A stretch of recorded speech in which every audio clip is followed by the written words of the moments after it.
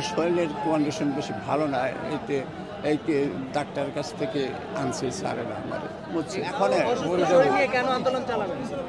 এখন ধরেন যে আমার শিক্ষক জাতি, শিক্ষক ভাইরা যদি আমি মারাও যাই তো একটা থাকবে যে অমুক দেশের লোক অমুকে মারা গেছে আন্দোলন করিয়া, এটা আমার একটা হবে আর কি, স্মৃতি থাকবে যে আন্দোলনে হয়েছে কি বলছেন। আমার শিক্ষক ভাইরা তবুও তারা দাবিটা আদায় হোক, এইটাই আমি প্রত্যাশা করি আর কি। আমি 5 দিন যাবৎ অনাহারে দুর্বল হয়ে পড়ছি বুঝছেন।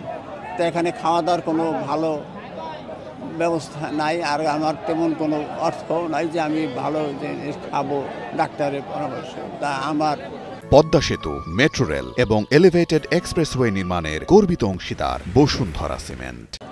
শরীর অবস্থা তেমন ভালো না বাবা, আমি খুব কষ্টে আছি বুঝছেন। আর এই যে আসছি পুরা মানুষ 5 দিন যাবৎ, সরকার বাহাদুর আমাদের কোনো কর্ণপাত করেন না। আমি খুব কষ্টে আছি। আমাদের খাওয়া দাওয়া, প্রস্রাব, পায়খানা, টয়লেট নাই, এই নাই, খুব কষ্টে দিন যাপন করতেছি আর কি বুঝছেন। আমি চালাই যাবো যতদিন আছি। যে এমনিতে অসুস্থ। এখন ডাক্তার বলছে যে দুর্বল, চিকিৎসা করতে হবে আর কি বুঝছেন। 5 দিন যাব আসছি আমাদের দাবি দেওয়ার জন্য। বেসরকারি শিক্ষা প্রতিষ্ঠানে দাবি দেওয়ার জন্য 20% বাড়ি ভাড়া, 15% মেডিকেল ভাতা, আর কর্মচারীদের জন্য 75% উৎসব ভাতার, এই দাবি দেওয়ার জন্য মাদার থেকে আসছি 5 দিন যাবৎ বুঝছেন। আমি অসুস্থ হয়ে উঠছি, এখানে খাওয়া দাওয়ার ব্যবস্থাই নাই।